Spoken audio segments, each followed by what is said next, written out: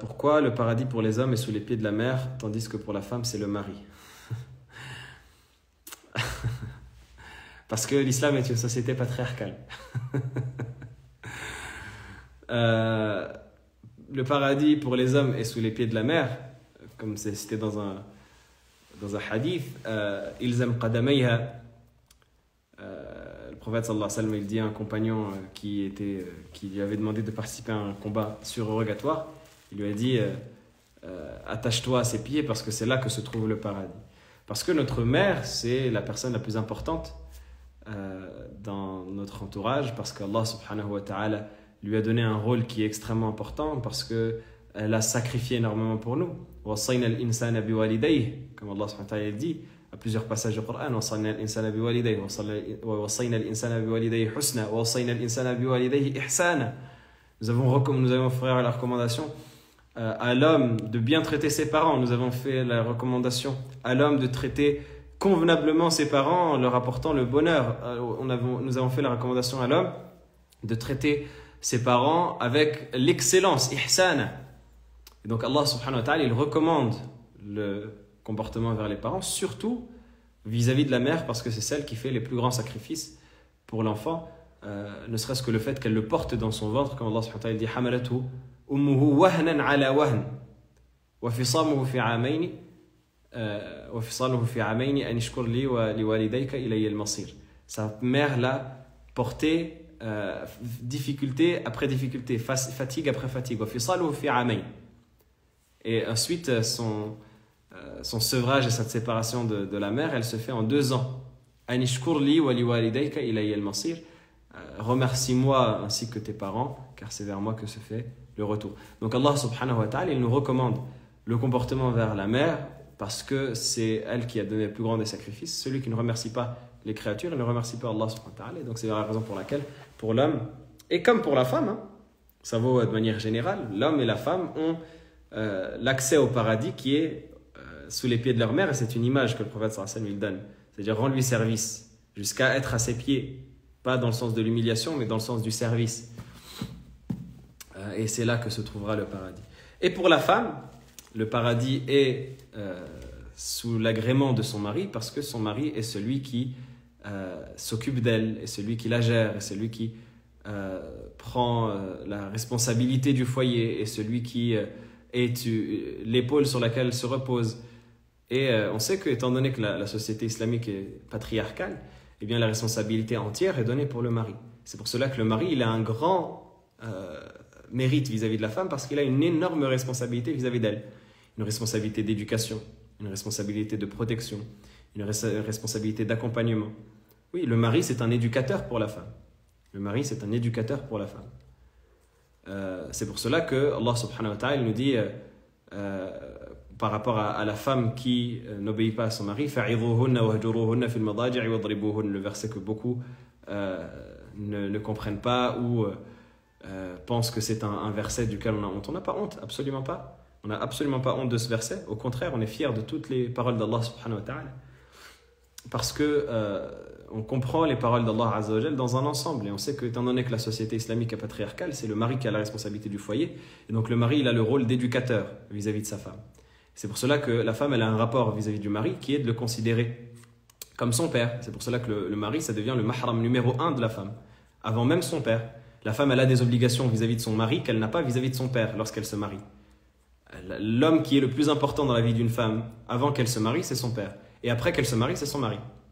Au point où si son mari lui ordonne une chose et que son père lui ordonne l'inverse, et que les deux s'opposent et qu'il n'y a pas de prévalence à donner au niveau religieux, c'est-à-dire que ce n'est pas deux interdits son mari qui lui ordonne une chose qui est interdite et son père qui lui ordonne une chose qui est obligatoire ou qui est recommandée dans la religion, ces deux choses qui se valent, eh bien elle devra faire prévaloir l'ordre de son mari. C'est comme cela, ça ce n'est pas moi qui le dis, c'est dans la jurisprudence, et c'est un sujet qui est à l'unanimité des savants, et c'est la base de l'islam qui nous enseigne cela dans la constitution même de la société. Et donc lorsque la femme elle est sous son mari doit être pour elle un éducateur. Pas un éducateur dans le sens ça devient son prof ou autre que cela. Évidemment, on sait que le mari, il doit travailler conjointement avec la femme dans l'équilibre du foyer, évidemment. Mais il a une position vis-à-vis de la femme que la femme n'a pas vis-à-vis de l'homme. C'est pour cela que le mari est dans son foyer un dominateur. Il a al-qiwama ou al-qawama, les deux sont corrects en fonction du sens qu'on veut leur donner, qui est le fait de gérer le foyer. C'est cela. Évidemment, parce que je vois dans les commentaires, quand le mari est irréprochable. Évidemment, là on parle du mari lorsqu'il est irréprochable. On ne parle pas de ceux qui trahissent leurs engagements et qui trahissent leurs obligations, ça c'est un autre sujet. S'il est dans et pas forcément irréprochable, parce que qui peut être irréprochable, mais en tout cas qu'il accomplit ses devoirs vis-à-vis du foyer. Donc lorsqu'il est dans cette situation, eh bien, il prend la femme sous son épaule. C'est pour cela que la femme, elle considère son mari comme son père, elle considère son mari comme son frère, elle considère son mari comme son ami, elle considère son mari comme son confident, voilà, on est dans cette situation-là où la femme, elle doit avoir cette relation avec son mari. C'est pour cela qu'Allah subhanahu wa ta'ala dit fa'iruhunna. Lorsqu'elles commettent un acte de désobéissance, commencez par les exhorter, parce que vous avez ce rôle d'éducation. Wahjuruhunna fil madaji'. Si elles ne le comprennent pas, eh bien écartez-vous d'elles pour qu'elles comprennent. Wadribuhunna, dans le sens corrigez-les, et non pas dans le sens frappez-les, battez-les. Il est interdit à l'homme de battre sa femme. Corrigez-les dans le sens comme un enfant quand on le corrige. Ça ne veut pas dire que la femme elle est réduite au rang d'enfant. Il faut toujours préciser. Ça ne veut pas dire, pas que les gens comprennent le propos à l'inverse de ce qui est voulu. Mais ça veut dire qu'il a cette notion-là d'éducation, comme un père qui éduque son fils, comme une mère qui éduque sa fille. C'est la base de la société qui est comme cela. Et donc Allah subhanahu wa ta'ala, il nous ordonne cela parce que le mari, il a cette responsabilité d'éducation vis-à-vis de sa femme. Évidemment que la femme, elle a une responsabilité de conseil vis-à-vis de son mari. C'est cela qui est voulu dans l'ordre des choses. Mais c'est pour cela que le prophète sallallahu alayhi wa sallam, il donne une importance aussi grande au mari. C'est pour cela que le hadith du prophète alayhi salatu wa sallam, qu'est-ce qu'il nous dit? لو كنت آمرا أحدا أن يسجد لأحد لأمرت المرأة أن تسجد لزوجها. Si je devais ordonner à quelqu'un de se prosterner pour quelqu'un d'autre, je l'aurais ordonné à la femme de se prosterner pour l'homme. Le hadith est sahih, le hadith est authentique, il n'y a pas de doute à ce sujet. Le hadith est authentique. Si je devais ordonner à quelqu'un de se prosterner pour quelqu'un, j'ordonnerais à la femme de se prosterner pour son mari. Et dans une version, il est rajouté au vu du grand mérite qu'il a vis-à-vis d'elle. Le mérite de quoi? Vis-à-vis de la responsabilité que le mari a vis-à-vis de la femme. Et donc on doit prendre en considération. On doit prendre en considération cela dans les deux sens, à la fois dans le sens de l'importance de l'obéissance de la femme vis-à-vis de son mari en islam, et à la fois également de l'importance de la responsabilité de l'homme vis-à-vis de sa femme, et que l'homme qui trahit ses responsabilités vis-à-vis de la femme et qui n'accomplit pas ses obligations vis-à-vis de la femme, c'est un moins que rien. C'est un moins que rien, véritablement. Il n'y a pas d'autre terme qu'on peut qualifier. L'homme qui agresse sa femme, l'homme qui violente sa femme, l'homme qui ne remplit pas ses devoirs obligatoires. On ne parle pas des choses qui sont recommandées, qui sont préférables, etc. Là, il y a matière à discussion, à médiation, à conciliation, médiation conjugale, etc. Mais on parle des choses qui sont obligatoires, qui ne nourrit pas sa famille, qui manque de virilité vis-à-vis de sa famille, vis-à-vis de sa femme, etc. Eh bien, celui-là, c'est un moins que rien, parce qu'il n'a même pas accompli les choses qui sont nécessaire pour faire que c'est un homme dans le foyer. C'est-à-dire que sa position d'homme, elle n'est même pas respectée en tant que telle. Et donc c'est ainsi. Allah subhanahu wa ta'ala, il nous ordonne à la fois des droits et des devoirs pour qu'il y ait un équilibre. Je ne peux pas réclamer mes droits si je n'ai pas accompli mes devoirs. Ça ne veut pas dire que la personne en face ne peut me donner mes droits que si j'ai fait mes devoirs. Non, chacun essaye de donner à l'autre les devoirs qu'il a vis-à-vis de lui, sans forcément réclamer les droits. C'est comme cela qu'on doit concevoir la chose. C'est-à-dire que moi, je vais accomplir mes devoirs envers ma femme, sans forcément attendre et dire « Ah, ma femme, aujourd'hui, elle n'a pas été comme je voulais, alors ça y est, je vais abandonner toutes les obligations que j'ai vis-à-vis d'elle. » Non, ça c'est interdit. Chacun accomplit les devoirs qu'il a vis-à-vis de l'autre, sans forcément réclamer ses droits. Mais Allah subhanahu wa ta'ala, il nous montre qu'il y a un équilibre à respecter dans cela, dans la cellule familiale, dans la construction de la société, qui fait que je ne peux pas, moi, être dans une position où je réclame mes droits alors que je manque alors que je suis en manque et en imperfection vis-à-vis de mes devoirs. N'est-ce pas? C'est pour cela que le prophète sallallahu alayhi wa sallam, il dit dans un hadith, est-ce que l'un d'entre vous bat sa femme comme il battrait un esclave? Et ensuite, il veut aller vers elle le soir pour avoir un rapport. Ça, c'est un hadith dans lequel le prophète sallallahu alayhi wa sallam, il nous montre que L'homme, il ne peut pas avoir un comportement odieux, exécrable, criminel envers sa femme et le soir venir en espérant qu'elle soit disposée à avoir un rapport et à le satisfaire. Et après dire comment ça, elle ne me satisfait pas, bah ça justifie que je vais aller voir ailleurs, ça justifie que kada kada, ça justifie kada kada. Ça justifie rien du tout, ça justifie de taper ta tête contre le mur parce que tu n'as pas été capable d'assumer ton rôle de mari protecteur, de mari aimant, de mari pédagogue dans la relation que tu as avec ta femme. Donc forcément, le mari a cette responsabilité, il a les droits qui reviennent à cette responsabilité-là, qui sont liés à cette responsabilité, évidemment, étant donné qu'il est chef de famille, et que, comme on le dit et on le répète, la société islamique est une société patriarcale dans le fait qu'elle base la responsabilité sur l'homme, et ce n'est pas forcément un point positif, hein, c'est pas aller dans le sens de l'homme que de dire ça, au contraire, c'est le mettre dans le mashakil, c'est le mettre dans les problèmes, de dire que la société est patriarcale, mais c'est ainsi, on n'est pas là à décider à la place d'Allah subhanahu wa ta'ala, c'est Allah azza wa jal qui décide et c'est nous qui obéissons. Mais l'homme, il a des responsabilités vis-à-vis de cela. Il a des responsabilités vis-à-vis de son rang, il a des responsabilités vis-à-vis de son statut. Et à aucun moment, il ne peut se permettre de déroger à ses responsabilités et de prétendre par la suite que c'est parce que la femme, elle est comme ceci, elle est comme cela. Rien du tout. C'est parce que toi, tu es comme cela. C'est parce que toi, tu es comme cela. Wallahi al-azim. Et la plupart des situations que j'ai pu voir à titre personnel ou que, de manière générale, qu'on peut voir dans la société, lorsque l'homme accomplit ses devoirs, c'est très rare qu'il trouve une femme qui est dans le zig et lui dans le zag. C'est très rare. Ça veut dire que lorsque lui, il accomplit ses devoirs sans chercher en retour, la femme, elle donne sans chercher en retour également. Et c'est ainsi, et wallahi, la relation la plus apaisée qu'on peut espérer avoir dans un mariage, et qu'Allah subhanahu wa ta'ala nous l'accorde à tous, c'est que j'accomplisse mes devoirs sans chercher à réclamer mes droits, et que la femme, elle accomplisse ses devoirs sans chercher à réclamer ses droits. Et chacun va commencer à être motivé par le moteur de l'amour, qui est que je vais vouloir faire avant même qu'on me demande. Et je vais vouloir faire plus que ce qu'on pourrait me demander. C'est-à-dire que je vais commencer à prendre soin de la personne, parce que, subhanallah, est-ce qu'il y a une autre conception dans le mariage que de prendre soin de la personne avec qui on est? Est-ce qu'il y a une autre conception que cela? Le mariage, c'est une relation qui est basée normalement sur cela, qui est basée sur un amour mutuel, qui est basée sur un soin qu'on va apporter l'un à l'autre. L'homme qui va prendre soin de sa femme, la femme qui va prendre soin de l'homme. C'est ainsi. Si moi je suis dans une position, je vais dire non, est-ce qu'elle a fait ça pour moi? Non, elle n'a pas fait, je ne ferai pas. Même si elle a été dans une situation de négligence vis-à-vis de toi. Eh bien, fais jusqu'à ce qu'Allah subhanahu wa ta'ala ouvre son cœur pour que la chose soit facilitée. Et c'est l'inverse, c'est tout aussi vrai. Parfois, il y a des femmes qui me disent « Oui, mais mon mari, il me néglige. » On ne parle pas des violences, évidemment. Les violences, ça, on ne discute pas. Il n'y a pas à discuter, il n'y a pas à tergiverser. On parle de la relation qui commence à s'effriter. Des personnes qui viennent, qui disent « Je ne sais plus quoi faire. La relation entre mon mari et moi s'effrite. On commence à se négliger mutuellement. Et souvent, quand on intervient et quand on voit et quand on fait une médiation ou autre que cela, on voit que chacun était enfermé dans ses propres exigences.